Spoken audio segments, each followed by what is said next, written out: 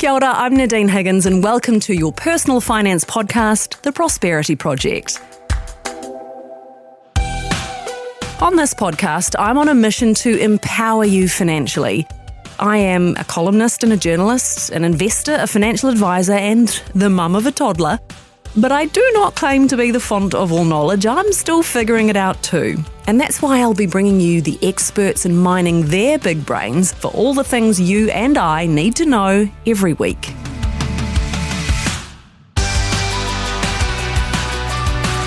Today, how long could you last if your income stopped tomorrow?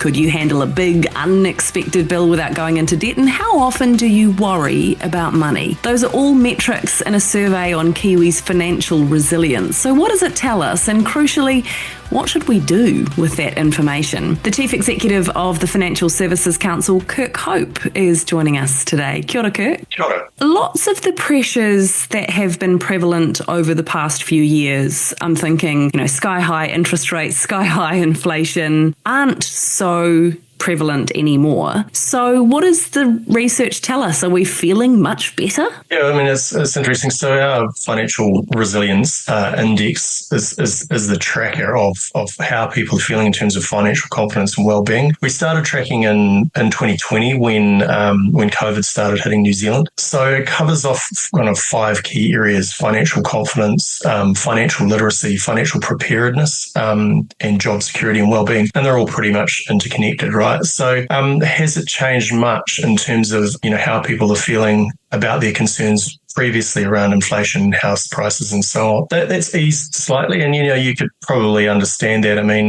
Interest rates have kind of backed off reasonably significantly even since last year. So that's probably where people are seeing that, and, that the interest rates are a consequence of inflation. So, and of course, when interest rates decline, house prices generally upwards, and that underpins people's spending, but it underpins their confidence very frequently as well. So, as you can imagine. So what are we feeling the most concerned about or the least confident about at the moment? Yeah, so 55% of New Zealanders, equivalent to around 2 million people, are worrying about money daily or weekly. So that tells you that the cost of living crisis, so-called, is still real for people. That very much speaks to their financial resilience, and how much, for example, they might have had to burn through savings or other things as a result of, things like COVID, maybe job losses, those types of things. So, at 55%, that's pretty significant. Should we be concerned about the flow-on effects of that? Worrying daily or worrying weekly about money must take its toll. Yeah, sure. There's no doubt. There's emotional and psychological consequences from that. I guess the key thing is understanding what is going to happen in a crisis, how your finances might be impacted, whatever that crisis is, and start to think about how you would manage your finances through that process. That planning can really set you up to ensure that you don't suffer more than just a financial crisis. You don't suffer some psychological challenges as well. I think the figure about resilience, how we'd cope if we lost our income, tomorrow. 30% of us could last less than a month, and over half, it's 3 months or less. How much of a concern is that figure? And I know that figure has got slightly better, but given we are in a period of rising unemployment, how worrying is it that so many of us are kind of sailing that close to the wind? Well, yeah, that's part of the reason why, I think it's really, really important for people to be thinking about what would happen if they lost their job, or if one part of a couple lost their income, or what they could do to manage through a crisis that was going to impact their finances. If you think about 1 month and 3 months, it's not, that shows there's not a lot of resilience in the system. And so, again, the best thing that people can be doing is thinking about that, knowing that it could happen, and preparing for it. And I think, in some ways, retirement savings can provide some sort of confidence for people. So making sure, that you're contributing to that retirement income process is pretty critical. Because again, that's just another way to have a backstop and make you feel a bit more confident about, what could be quite an uncertain future. That said, accessing your KiwiSaver in a pinch is actually really difficult, isn't it? So is that really a backstop for your income evaporating? Well, I guess the key thing is what it does for you is it provides a process where you've committed funds to savings, so it gets you into the habit of saving. Because again, the thing that is going to help you in a crisis is and provide a level of resilience is just how much you have by way of savings and how quickly you could access that. So you're right. KiwiSaver is not always the easiest to access for good reason, because it is, it's designed to be provided after 65. But the designers of the scheme put inside the framework and understanding that people may face pretty significant crises financially in their lives, and as a result are able to access KiwiSaver. It just takes a little bit of time. You've got to prove that that you don't have other means and so on and so forth. So again, the idea would be KiwiSaver just provides a nice way of getting into a savings pattern. There may be other things that you can do to ensure that you're not going to endure significant not only financial stress but psychological stress if things don't go your way. Speaking of KiwiSaver, the survey shows that 81% of us have it, which sounds really good. That's the vast majority. But do you have some concerns about the pockets of people who don't? Yeah, I think there's probably a couple of areas where we have been doing some thinking in work. So, for example, in parental leave, the situation of parental leave, particularly for women, there's still a gender retirement gap, and that is usually exacerbated by the way that the system works in terms of contributions from employers, and of course, people who are on parental leave, it can be really, really difficult to continue to contribute. So there is an area there where I think there's some opportunities. Currently, for example, the IRD stand-in as the employer, there are some other things that could be done to make sure that that gap is addressed. I think there's probably a couple of other areas. Contributions are always a pretty difficult one, particularly when you're talking about a cost of living crisis. But there's no doubt that at the moment, I don't think people are saving sufficiently for retirement, not even in conjunction with national super. So the idea there would be, increasing contributions over time. I think employers, about 20% of employers, I think, provide more than the minimum contribution. So that's a pretty significant amount. And again, whatever people themselves can afford to do, will help, certainly in retirement. There's a real tension there, isn't it? We're not saving enough for our retirement, but yet the survey's also showing how many of us don't have a lot of resources to help us out in the here and now. So how do we surmount that? Good question. If I had the answer to that, maybe I'd be doing something different. Look, I do think, again, it's important to continue to contribute. The other thing is, even if you place a pause on contributions, as soon as you're able to keep contributing, I think that's a really important factor. I think there's some things that can happen on the employer side. Employers could continue to contribute where employees are not contributing because of some other circumstances that they might be facing. Again, those are policy issues which probably need to be addressed if we want to address the overall retirement gap. And I do think, there are some good opportunities to start to think a bit more about that. I also saw a column that you published recently, which I think was grounded in some previous research from the Financial Services Council, where you mentioned that just over 54% of people under the age of 35 are part of KiwiSaver, which suggests a huge chunk of them aren't. Do we know what is driving that lack of uptake? And should we be concerned about the consequences of that? Yeah, I mean, it is an interesting one. I think, yes, we should be worried about the consequences. I think there's probably, I'm not, there's a range of explanations, but the key thing again is for people, because they're auto-enrolled, right? So as soon as you're in employment, you're auto-enrolled. The key thing is you need to contribute. So there should be, digging into the reasons why people aren't continuing their membership of KiwiSaver is really important, particularly for that cohort.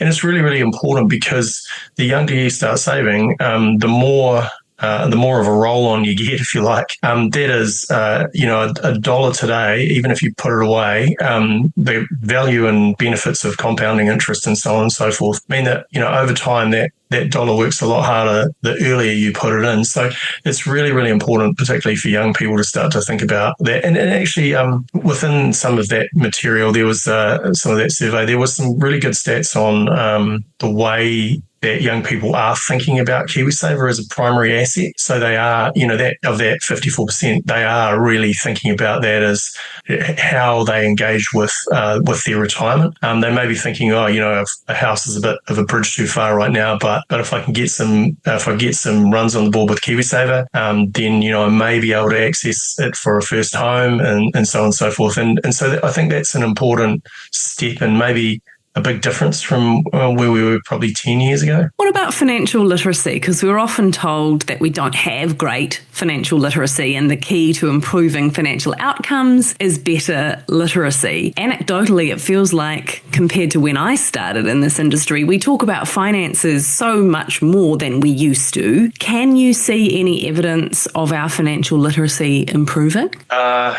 Well, sadly, not in this survey. Obviously, what we've seen is 43% of New Zealanders rate themselves as financially literate, which is a bit of a small decrease. But our research shows there's a gap between understanding and self-reporting, and often people get financial trivia questions wrong. So financial literacy hasn't really improved over the last 5 years. I mean, I know that the current government have established as part of the curriculum financial literacy teaching, which I think is probably a really critical missing point.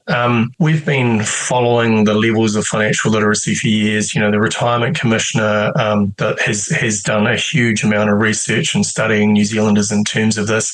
The things that have been in place, probably haven't worked as well as we would have hoped. So there is a big opportunity there, particularly in that teaching space. And again, trying to help people to understand that from a young age is really, really important to some of those stepping stones later in life. I think sometimes I think there's a bit of an opportunity for the industry, and as a serious journalist and as a storyteller, you'd understand that sometimes financial language can be actually pretty alienating to people. 100%. I think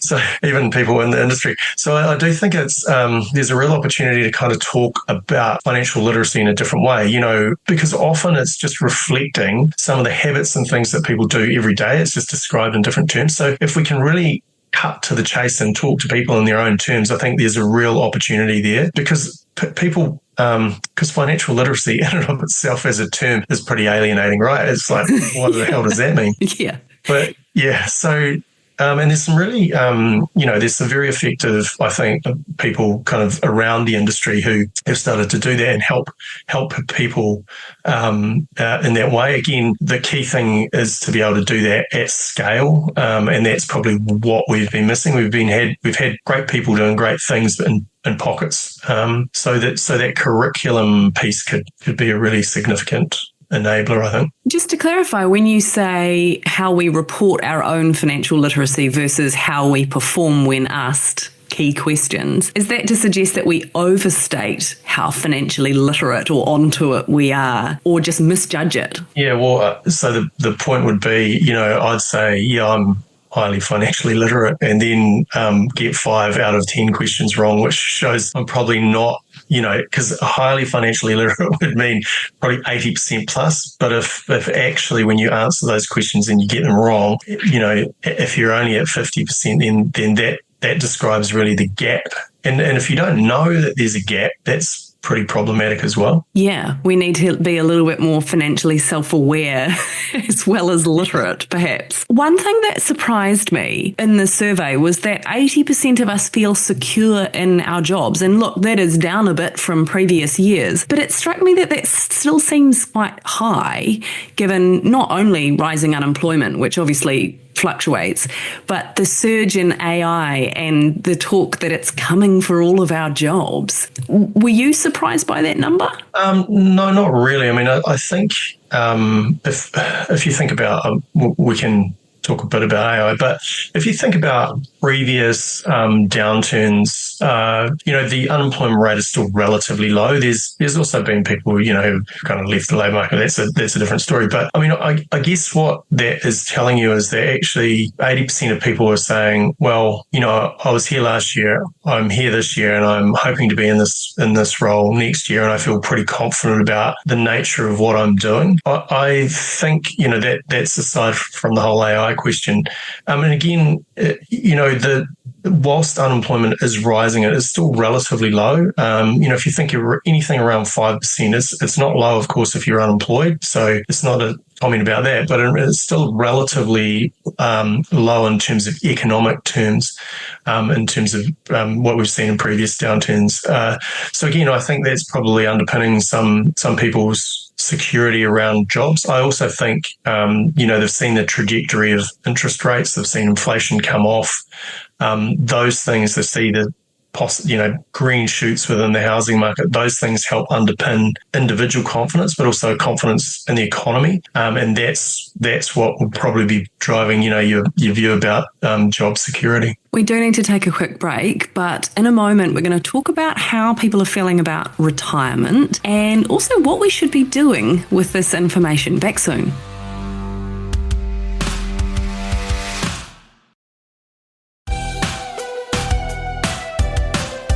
Welcome back to the Prosperity Project. We're talking about financial resilience with the Chief Executive of the Financial Services Council, Kirk Hope. Kirk, just before we talk about what we should do with this information, I wanted to talk to you about the retirement figures, because one of the figures I thought was a bit scary was that 57% of people expect their savings to run out within 10 years of retiring, and a good chunk of that expect it to run out within 5 years. So are we headed for a tsunami of retirees in poverty? Great question. I guess the answer to that is just in terms of the way that retirement income for New Zealand is structured. We obviously have individuals and people who are able to access national superannuation, right? So what that tells you is now that's not a huge amount of money, but the reality is what people have relied on, that is what people have relied on in the past prior to KiwiSaver. They probably had savings and potentially, housing assets and so on and so forth. But I guess what we are seeing is more, or what we are anticipating is that kind of gap between, retiring and having savings to consume alongside your national superannuation for living, and then that money running out within a reasonably short period of time, which is why, we've been saying, we really do have a retirement savings gap. And again, there are other things going on. I mean,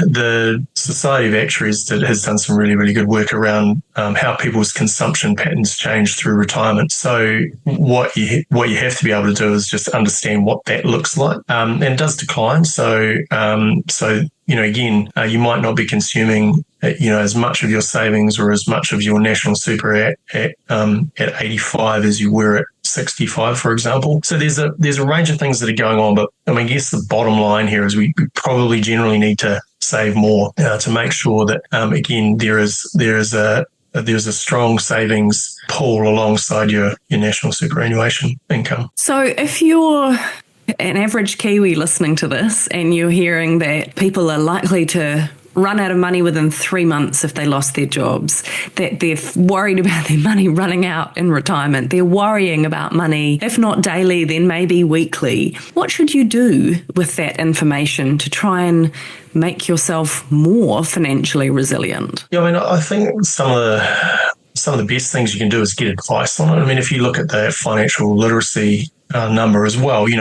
If people don't know what they don't know, and they aren't prepared for some of the things that could occur, then, they probably do need to get some advice. I mean, I think that's probably quite an important area. And there's plenty of providers available to do that. I mean, it is kind of really, really important that you do talk to people about these things. And that process will help unravel some of this stuff and make it sort of manageable, understandable, and just a part of the process that is embedded into your life, and enables you to, live with kind of less stress, and more financial resilience. So, I mean, I guess those are some of the key things. I mean, just understanding that, what you might need, for example, to live in retirement, even if you're, even if you're having challenges in terms of your ability to kind of meet your costs today. Also, I think there are great budget advisors around who can even help out with the process of understanding how you can better manage your own costs and so on, and your household costs. They do a huge amount of work in that space. But again, it's really just about knowledge. It's listening to, podcasts like this. Excellent plug. Do you think, though, when it comes to financial advice, that Kiwis are kind of reluctant to seek it? Do we have a culture of normalising seeing someone about your finances? Or are there barriers there? It's a good question. I mean, I think if I think about some of the things I said before, sometimes the language that the sector uses can be, it can be challenging for people to engage with. So I guess the thing is, don't be worried about it. I mean, if you're feeling unhealthy, right, you go to the doctor. If you don't really have a handle on your finances, you certainly need to go and talk to a financial advisor or, someone who can help you understand what's going on. I mean, I think sort of breaking down some of those things are quite important. And again, as I said, if you're worried about your physical health, you go see a doctor. So what going to see a financial advisor should be about is sort of not worrying about your own sort of predispositions and predilections, but going and seeing and understanding and talking to them and kind of working through some of these things as much as you would if you were going to see a doctor. Do you think, though, that there is a skepticism that the industry needs to overcome, that people maybe go, oh, you have to be rich to see a financial advisor, or this person's just going to sell me something? Is there anything the industry could be doing to make, well, apart from the language that you've already mentioned, making it understandable and accessible, but anything else they could be doing to encourage more people to think of it just like a doctor for your money? Yeah, I mean, I think we can, talk a lot more openly about that. I think, sort of demystifying some of the financial language will be critical. Helping people to understand that it's, it's not a bad thing if you don't have a handle on your finances. It's understanding that you don't have a handle on it is a good thing. So again, sort of just removing some of the kind of stigma around that, I think is quite important. And yeah, look, I think the industry itself has an opportunity. I think regulators have a role to play here, and legislators. That often the language that is used in financial disclosure is utterly obtuse. And about font size 6. Yeah. And there's about 50 or 70 pages of it, and you go, I mean, you're still none the wiser at the end of it. Now, I think there's a real opportunity again for the regulators to maybe take a lot more of a lot different approach to the way, and again, because it's not, the regulators are kind of really just implementing the regulatory approach and whatnot. It's really the legislators and the way that some of those things are crafted could be a lot more accessible to general people rather than, a very smart, high-powered lawyer in Wellington. And I do think there's a real opportunity to do a lot more user testing with some of that legislative language, so that you don't end up with an outcome that is, a very obtuse, 50-page disclosure document at the end of which you're none the wiser. Well, actually, on that note, if I'm not mistaken, I've just seen a headline recently that the government's looking at getting rid of the plain English regulation. So wouldn't that be to the detriment of helping people understand not just disclosure statements, but what their advisor is even trying to advise them? Well, I'll just take a slightly different stance on that and say it hasn't really been doing its job, has it? Because, fair call. Yeah, I guess it's not up to snuff, but maybe we need to strengthen it rather than throw the baby out with the bathwater. I mean, I genuinely think actually taking a slightly different approach to the way that we do legislation would be of far greater benefit than defining or removing rules around how we should say things. And again, doing some form of user-based testing with some of the stuff, particularly where the general public is going to be consuming the outcome of the legislation. Now, that sounds pretty highfalutin, but the reality is, public has to consume a lot of that stuff on a daily basis. And so there is a bit of a job to do, I think, in that space.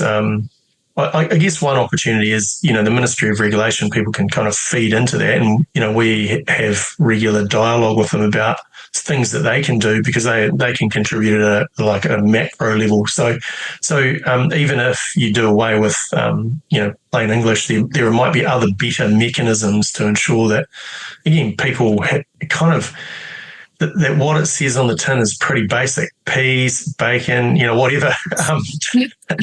We've gone from doctors to ingredients. There's some good analogies. Accessible. Maybe is it what people need is evidence that it works? Do we have the research to substantiate that you get better outcomes if you take advice? Yeah, I think probably that's a fair call. Or you're better prepared or you're more financially resilient. So we've talked about some of the legislative, regulatory, highfalutin things. At a very basic level, would your first step be to try and get that buffer of savings or backstop or levers you can pull if you lost your job tomorrow to last longer than a month or 2 months or 3 months? Yeah, I mean, I think you probably want to have a good look at, say, what your spending patterns are. There's a range of tools that are available to do that. Banks often offer them. So just say, is this reasonable? Am I spending too much in this particular area? Have an idea that actually something could happen, and that which you need to be prepared for, and then again going to seeing someone who has experience and understands what is going on, and how they can help you manage to address any issues that you might have that might make you resilient from a financial perspective. And hey, the world is a very uncertain place at the moment, so anything that can help preserve your financial resilience might also help preserve your sanity.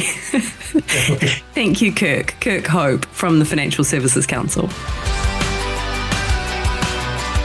Thanks for listening to The Prosperity Project. You can follow this podcast on iHeartRadio or wherever you get your podcasts, and please do chuck us a rating or a review while you're there. For more personal finance and business content, head to nzherald.co.nz, and please do feel free to get in touch with your questions and your stories. nadine.higgins at nzme.co.nz.